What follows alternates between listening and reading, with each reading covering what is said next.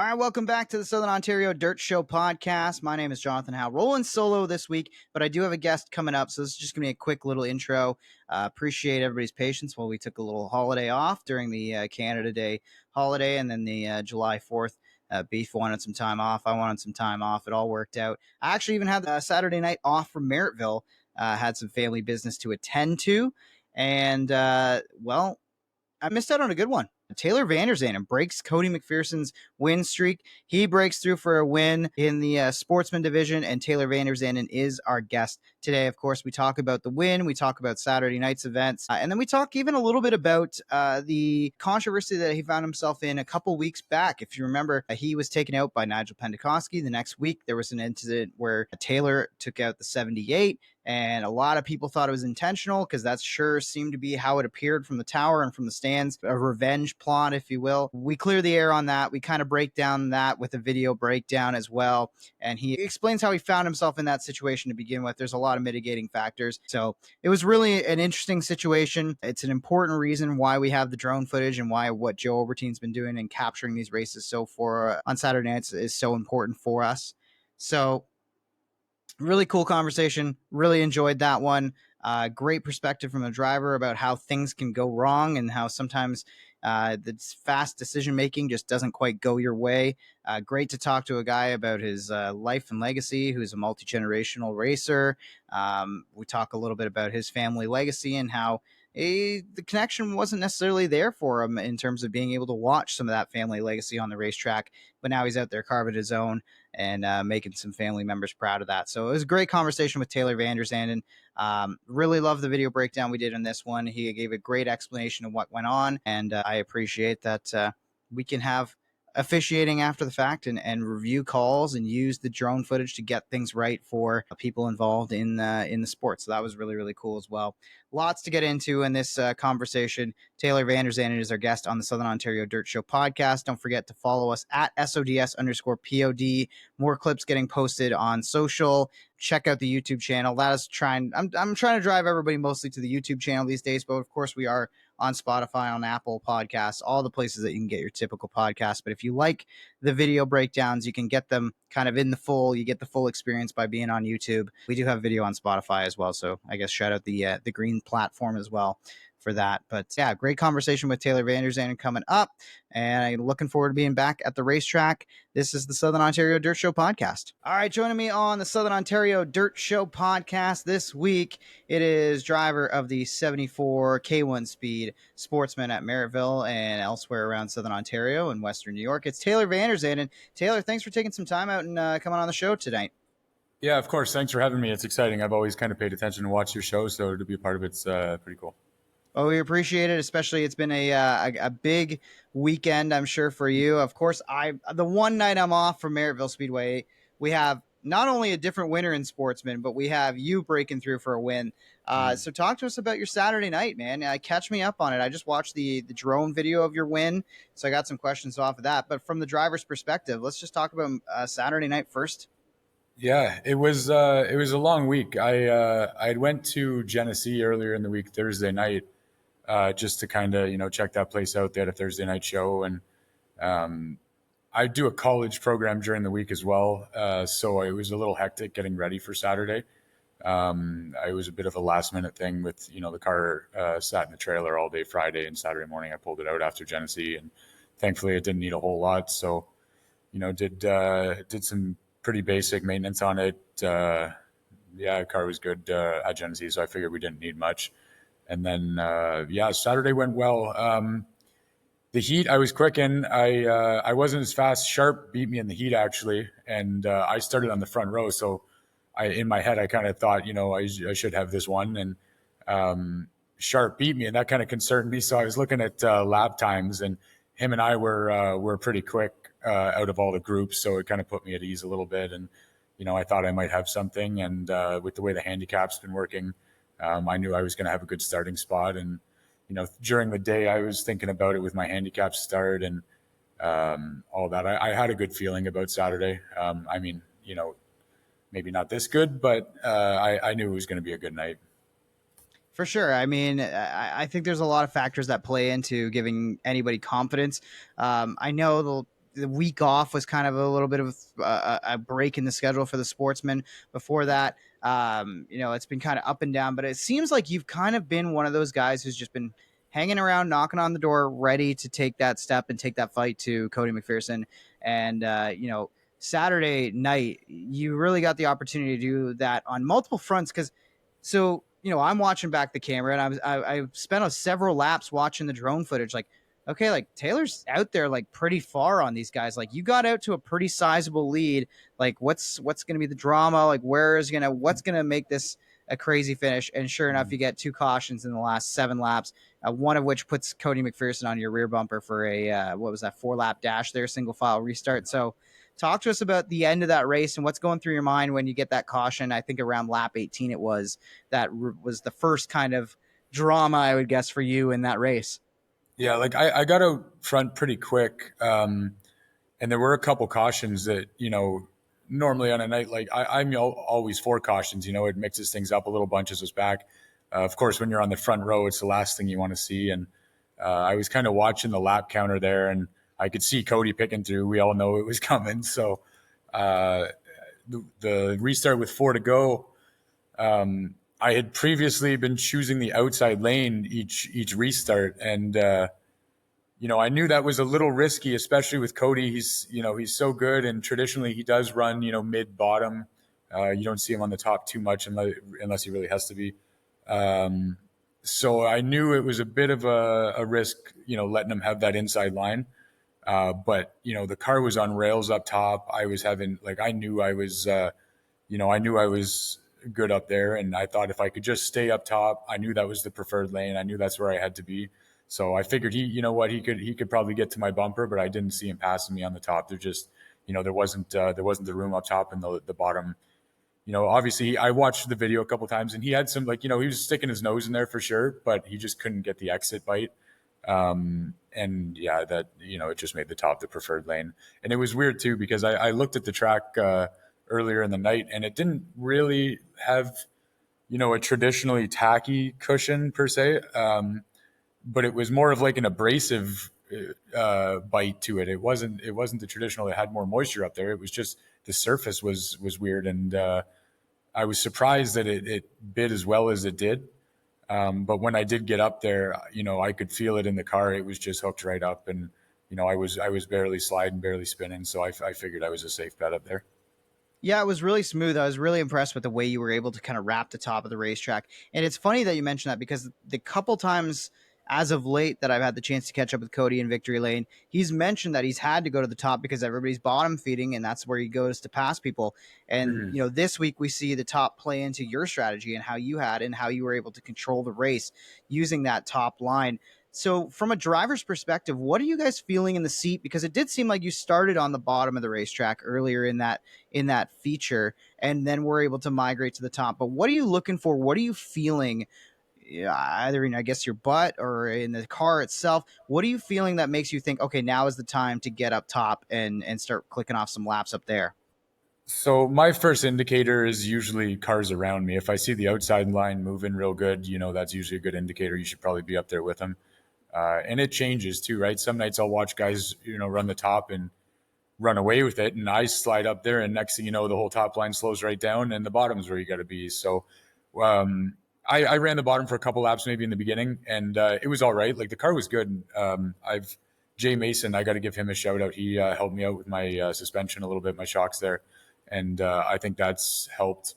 And I was on the bottom. I knew it was all right down there, but yeah, I for whatever reason kind of migrated towards the top. And once I got that feeling, you can just feel, you can hear it in the sound of the motor working.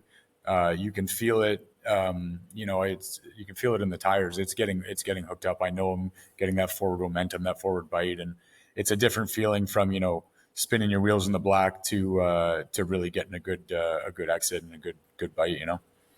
Yeah, so you end up breaking through for that win. I got to give my sometimes co-host Beef, Corby Daniels. He's off tonight, but he picked you to be Yeah, one of the first my drivers to man. beat.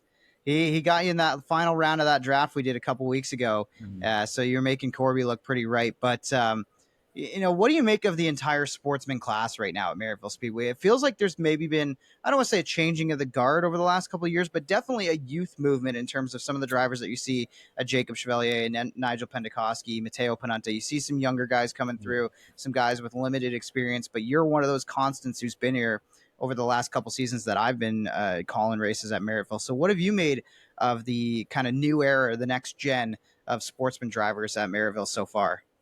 Yeah, it's super cool because I was fortunate enough to, when I jumped into Sportsman, I think it was, I don't know, it was around COVID time and the seasons got a little interrupted there. So I had a chance to run with guys that I looked up to as a kid. Mallory, McPherson, obviously, Knapp, all those guys that I grew up watching, Rouse a little bit, JMF, big names that as a kid, I used to sit there and watch. So I was fortunate enough to get the tail end of all their Sportsman time. And then you're exactly right. The last year or two, there's been a big switch to see guys like Chevy's kid and Panante there, Mateo. It's neat to see because again, and Chad Chevalier was obviously a Sportsman legend around here too. Won a lot of races. Same with Greg Panante. So to see their young guys come up and take the reins over, and you know what, I got to give it to them. They really, it's not easy. It's when I was first got into Sportsman racing, I had it in my head, I'm going to come in here, this is going to be no problem. And it's a lot, there's a lot to it, and it's not nearly as easy as it looks. And I have to give these guys credit because, they stepped up to it, and they make it look easy. They're killing it already. I think, Chevy Light there is second in points right now, which is incredible. And Mateo's had lots of good runs. And even just new guys to the sport. Elijah Nutt coming in. Awesome to see him, getting into the Sportsman division, and we need all the new drivers too. And yeah, it's a different group of guys for sure. But the racing's been good. It's competitive. We still have Tyler Pachelski and a couple other guys that I've been racing with for a little while now. So it's refreshing. It's nice to see new faces, and I'm sure. Well, hopefully we get some new winners, in the second half of the season here. So, yeah, it's neat. First of them is of yourself, of course. But let's go right to the very beginning, Taylor. What's this story? Where did your racing career begin, and what kind of got you to the level that you're at now? What was the path like for Taylor Vanderzanden? So my dad and my grandpa both used to race mini stocks back when they were the Austin Minis, and they won a couple championships. They won a lot of races in those things. They loved them. And my grandpa was a huge race fan, huge race driver. He used to operate a tow truck at Ohsweken Speedway back in the day. So I grew up around the track when I was young, watching as a fan. I never got the chance to race go-karts, which I wish I would have because, I live on a farm. I grew up on a farm. I've been driving since I was a young kid. So I skipped the go-kart thing, but when my grandfather, he had bought my cousin Steve a Pro 4 truck. He wanted to be the owner on that and get Steve into racing. So Steve raced the Pro 4 truck at Humberstone for a couple of years there. And then I crewed for him. I don't know how old I was, young, probably, 13 years old or something like that. And that was my first experience, like getting, in the pits with a driver type deal. I had always been, just my dad quit racing when I was born, so I never got the chance to watch him. He raced modifieds, and I never got the chance to watch him or crew for him. So crewing for my cousin Steve was my first real introduction to being in the pits and all that. And then he raced for a couple of years and then passed the truck on to me. So I took over that and ran the 4-cylinder trucks at Humberstone for, I don't know, 3 years maybe, just kind of passively. Had some fun with that. Did a little bit of traveling the one year with Sam Panaccio. We went out to I-88, Thunder Mountain. Just, a good reason or a good excuse to drive out to the States and go find a different track to run. And I did that for a bit. And then, it was always a dream of mine being a kid, watching the Sportsman and the modifieds and, knowing my dad used to run them. So it was a dream of mine to get into that division. And Freddie Carlton actually is, I have to give him credit because he had let me take his modified out for a practice one night when I was young, and I loved it obviously. And Freddie he's been a bit of an idol to me in the racing world for a long time. And Freddie ultimately ended up selling me one of his cars. He worked with me on a bit of a payment plan so I could afford it. He let me pay half up front, half a little later, which, at the time I was only 22 or something like that. So it was a big chunk of change for me to come up with and to commit to. And, I took that. And the first couple of years were slow for sure. I didn't, I didn't have a ton of help in my corner, only just because my family, my dad's been out racing for so long now. So there was a lot of trial and error in the beginning, and the first years were slow. There's a lot of mechanical stuff that goes wrong in your first year just because you did it, installed it wrong, or you didn't have the setup right. So it was a learning curve, and it took 2-3 years before we really had figured it out. And I had one of my good friends, Tim. He kind of jumped in early with me when I first picked the car up. My girlfriend at the time, she came out with me the first couple races too, and it was a struggle fest, but it was fun, and I was happy to be doing it. And it's just kind of progressed since then.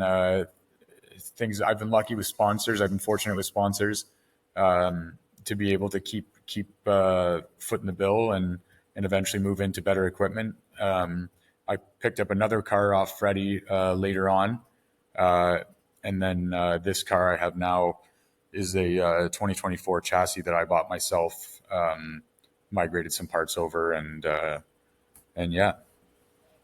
That's awesome. So it really has been like a ground up operation for you to challenge yourself to learn the ins and outs of the sport. Even if you have that family legacy, it doesn't necessarily mean that it's instant success or any kind of easy path to the level that you're at now. No, no, and that was something that I think some people might speculate on, that I get a little extra help, but no, it was my dad actually, he didn't want me getting the car at all. He wouldn't help me with it. The night I went and picked it up, I came home with the car on the trailer.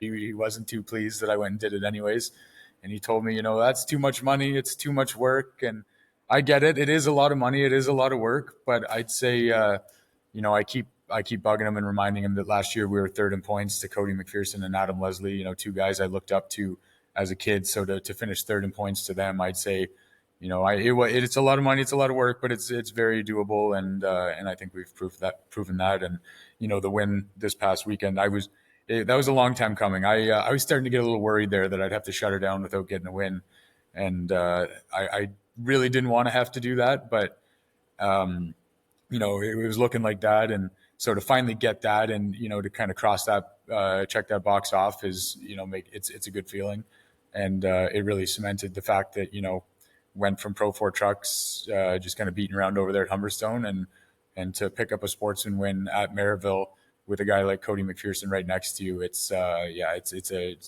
childhood dream come true for sure. Absolutely. And you mentioned your dad. You've had the chance to pay tribute to him with some special wraps on the race cars. So what did he make of those, considering that he wasn't so happy with the race car to begin with, but then you were able to kind of bring back that family legacy? Yeah, he came around to it after a while. Like what's done was done. Freddie wasn't gonna give me my money back, that's for sure. So he had to deal with it, and I did that throwback scheme for Father's Day. I'd seen a couple other guys do it, and I always thought that was neat. And I kind of forget how it came about, but I thought one day, for Father's Day, that'd be a good present. And it worked out. The nostalgia night was the day before Father's Day, so the timing was perfect. And like I said, I never actually got to see him race, but it was pretty special to have that car done. I got a lot of help putting it together, and my crew, we surprised him completely with it. I had actually left my house here with my normal scheme and body on, and he thought nothing of it. And I had the other body brought to the track.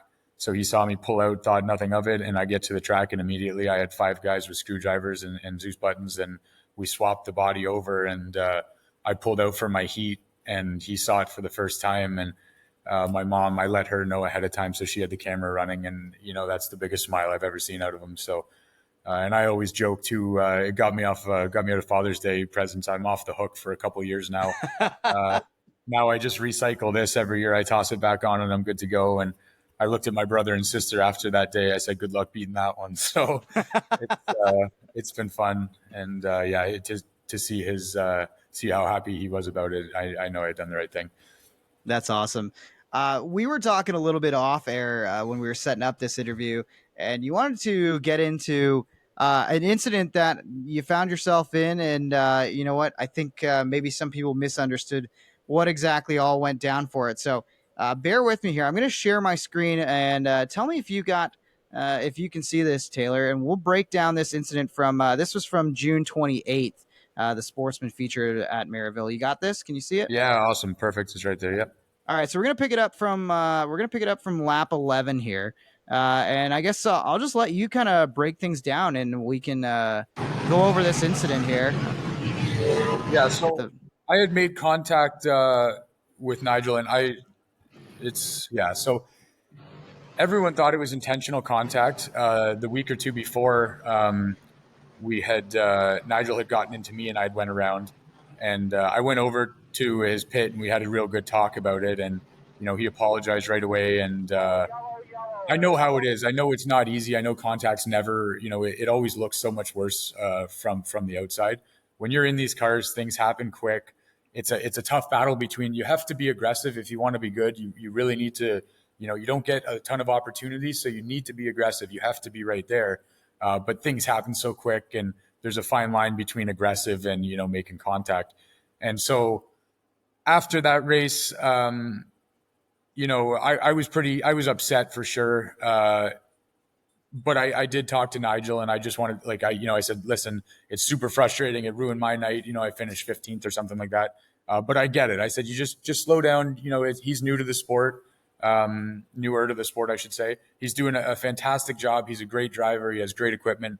But just, I had asked him, just give a little more room, which is ironic considering what happened the following week, because it was me that needed that talk. So that's why it looked bad, right? Because he had taken me out the week before. The following week, of course, I get him, and he goes around. So I knew it looked bad right away. But like you and I talked about the video, so if we really want to look at it here, the laps before, I was running on the bottom there with Nigel, and there was a car on the outside that wasn't the same pace as us. So I had followed the outside for a bit. If I was, if everyone tried to tell me I took him out on purpose and it was intentional, the only reason I was behind him is because the top was congested. So I had to be on the bottom. If I was trying to spin a guy out, I'd be all over his bumper for that reason. But it was, I just found myself down there. And then with the contact here, you and I had watched it. I sent you a slow-mo of it just to really hammer home my case here. You see the 68 right there. So he starts to come down. He was diamonding the corner, which happens, it's racing, right? But what he does there is, you see how Nigel gets pinched right off, right? So the lap before, you and I talked about this too, I was making up ground on entry. So I had committed that, in my head, that's where I'm going to make a pass, is I'm making up ground on him there. So I come in with a head of steam, and Nigel gets bunched up a little, and obviously he has to whoa up and hit the brakes. And when you combine that with a guy that's trying to, drive aggressive, make up for lost time, because I'd fallen back from second with mechanical failure. I had a brake seize up. So, yeah, it was a racing incident. And if you really, really zoom in, you can see that right before the contact, my car changes attitude. And that's because I was all on the brakes. As soon as I saw Nigel whoa up, I stabbed right to the brakes to try avoid it. And you see my car kind of, shift sideways. The momentum swings a little bit. And it was a racing incident. I don't want to, I'm not that kind of guy. I get frustrated. I'll talk out my butt sometimes, but I'm not the kind of guy that uses his bumper to make passes. It never works out. You're putting the guy in front of you around. You're just going to get collected in it. I have no interest in doing that. And specifically in this race, I had a fast car. I've had a fast car 2 weeks in a row now. Well, why would I run into a guy that I'm lining up to hopefully pass, right? So. Yeah, and you know what? So I got it back here. This is coming into the corner, like you say. You are making a ton of time up. Like right there, you see, I got a really good run on him, right? Yeah, exactly. And again, assuming Friesen's not there, that gives you all kinds of room even to slide up around the outside of Nigel. I'd assume it would give some room for Nigel, maybe momentum through a lot better, right? Yeah, exactly. Right. So at this point, like he's so on the binders. there's not really much opportunity for you to do anything else. And you've got, I No. think that's the four car of Overbeek that's there as well. Yeah. So you got And Overbeek there, and it's like where you, like you said, you couldn't go to the outside through 1 and 2, and you finally clear Overbeek with that big power move into the corner, but you don't realize that Nigel's going to have to break the way he's going to have to break when you've got Curtis kind of trying to chop down across the nose and get out there, right? yeah. And like you said too, I do believe that like it's just like driving on the road. The car behind is responsible. Um, just listen. And see, that's the funny part, right? Is we get that little call from the tower there, where they're gonna give you a penalty for that contact, which again is incidental, but in the moment you're like, well, like I'm not trying to do that. It just was a bad racing deal that ended up with a guy that I've been kind of can't seem Exactly. to get Yeah. away Like from, right? had that been anyone else, it would have been no big deal, right? But just because of how it looked. We took care of Yeah. that problem Yeah. last week. And So I remember hearing that call on the radio, and I was like, "Oh, really? Like, was that intentional?" I was like, I couldn't quite tell. And here, even zoomed in, you can see you're just carrying so much speed, and like, again, I don't drive. I've never had the idea to try to take somebody out, but chances are, if I really wanted to take somebody out, I would make sure there's not another car that's going to be involved on their outside first. Yeah. If you're trying to do something intentional like If that. if we really look at it, there was a couple other opportunities. If I was trying to take the guy out, which again I obviously wasn't, there were other chances, and I had a brake failure too that I assumed everyone was aware of. My right front rotor was just glowing. Now I'll be honest, in the car I actually somehow didn't notice it or see it. You're not really looking at your rotors. So I was up to second at one point, and then the brake locked up, and it started pulling me to the right real bad. So on that restart, I went to get on the gas, and I just knew it was going to pull. So I immediately let right off and moved over. I don't want to cause any incidents, that's for sure. So I got out of the way and fell back, and then as I was fighting it, it actually broke free. And I fell back in line, and I got a feel for it for a second. I'm like, okay, whatever that was. I didn't know it was brakes at the time. I think I was thinking steering, whatever. It broke free, or it fixed itself. So I got back in line, and yeah, when I was trying to make up for lost time, it's frustrating going from second to 15th. So I was trying to get a couple passes in, and I had picked up a couple cars already. So yeah, that added to it too. When I came in as hot as I did, and Nigel had to check up a bit. When I did actually get on the brakes too, it wasn't the same brake response I normally am used to.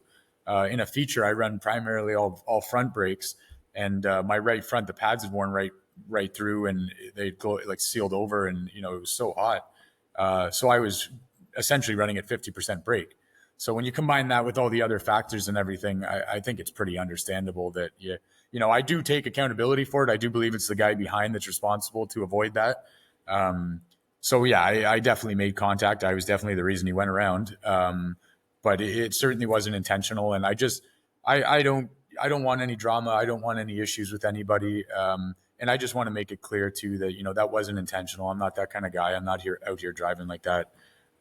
For all the reasons I mentioned, earlier. So, and I appreciate you, sure. letting me clear that air. And, I hate to be the guy that whines about stuff and calls and all that, but, I just, I felt that one was a little, I didn't quite agree with it. And it wasn't even so much about the call. It was just the principle behind it, that I don't need people thinking that, oh, this Vanderzanden guy's out here taking guys out. That's not what I do. I put too much time and money into this stuff to want to be out there causing chaos for no reason, right? I'm here to win races, not take guys out. Yeah, for sure. That it just is one of those situations where that sort of thing, it has an optical, view of it. There's a way that something looks, and then there's the truth of how it actually played out, right? And you add all those factors together. I just appreciate that we actually had a driver who's involved that can actually break down an incident. Beef and I have been doing some of these breakdowns as of late, and it's great having the driver perspective on the actual incident itself. So I appreciate you taking the time to walk us through that as part of that. And Yeah, like you there's a say, lot of it's cool. factors to it, right? And even you had mentioned, I'll wrap it up here, but you had suggested maybe that I should have been aware of freezing on the outside, and that's a good point. Like especially when you watch it from the overhead view, yeah, like if you're watching that, you could say, okay, maybe there's going to be some contact here, or keep an eye. But Hmm. things happen so fast, and Curtis was up on the very top. So when I entered that corner, the thought of him, that wasn't really a concern, right? In my head, he's out there and on the top line, and I shouldn't really see him. And by the time you do see him, you're focused on being aggressive, making passes, and you're watching the guy in front of you. Things happen quick, and mistakes happen. Just like Nigel had made a mistake the week before, I made the exact same mistake, and of course I ate my words about giving a little extra room. So I take accountability for that. And as soon as I got out of the car after the call, I went right over to Nigel's pit because I felt terrible. I was like, oh my, that looks bad, and um, I didn't want it to be like that. So I walked right over there to Nigel, and he was pretty understanding right away. And he didn't seem to think it was intentional at all. And I'm hoping he didn't think it was intentional, because he knew that he had to whoa up. And as a driver, if I get on the brakes mid corner and then you feel contact, you kind of understand why, right? It's Yeah. anytime you're on the brake in the corner, I almost expect contact. It's like, that guy's behind you. Somebody checks up in front of you, the guy behind you is also going to have to do the same. So Yeah. racing incident. Yeah, for sure. Absolutely a racing incident. So let's look ahead to the rest of 2025 here. What's on the calendar? You mentioned going to Genesee. Do you have any other travel plans that fans could expect to maybe see you at different facilities, different racetracks? Are you sticking to mostly Merrittville Saturday nights? What's the plan, and what are some of the goals for the rest of 2025 for that 74 car? That's a good question. So this year, like I mentioned, I've been doing a Niagara College business program or whatever, and that's been taking up a lot of my time. I run a side business, and I work on the farm, manage the farm here too. So there's been a lot on my plate, and haven't been as committed as I had been in the years before, which kind of my results maybe are showing that a little bit this year. Um, so I originally had thought, I'm just going to run Merrittville weekly. I went out to Oswego for those events. Of course, I love that track. Glenn is a saint to the sport around here, so it's a real privilege to be able to take the Sportsmans over there. Um, I like I said, I was originally intending to keep it local. There's been some changes in my personal life that I might I might start looking around to make a couple extra races here and there. I've gone to Oswego Super Dirt Week it's probably been 3 years now. Now I get my derriere kicked out there, but it's fun. And it's, again, as a kid, when I used to go to Super Dirt Week Syracuse, so that to show up there and run laps at that track it's a dream. And if I don't qualify, I don't care. I'm so happy to just be there and run some good laps. And we've been close. I've been real close to qualifying. It's just the competition is nuts. Um, there's a lot of guys with a lot of time and a lot of experience with the track, and just things I lack, in equipment and a knowledge of just setup wise. I've been pretty limited to Merrittville, and even then, I obviously haven't had a ton of success. So to go out there, it's a bit of a shot in the dark, but I love doing it, and it's fun.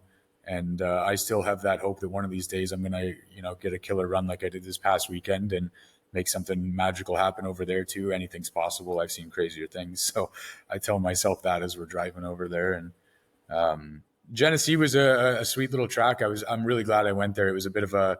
I was in class actually at about 3 o'clock. I was in math class, and I called my buddy who lives on the farm here with me, and I said, "What do you think about going to Genesee tonight?" And well, what time would we have to leave? I said, well, you'd have to load up the car pretty much right now, and I'll meet you along the way. So he frantically loaded up and just tossed everything in. I don't even think we washed the car, and I met him halfway, jumped out of my car, jumped in the truck, and we drove over there. But yeah, the rest of the year, Merrittville.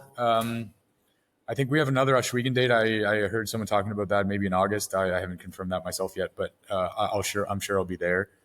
Um, I've been to Ransomville. I like Ransomville as a place. I don't have any luck. I don't feel comfortable on that track for whatever reason. It's just a personal thing.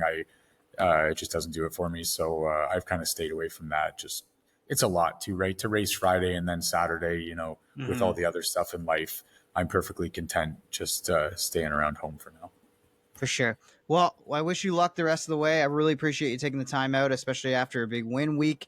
And I can't wait to see you guys get back at it at Maryville on Saturday nights and hopefully go for number two and try to eat into that lead that Cody McPherson's built up in the point standings.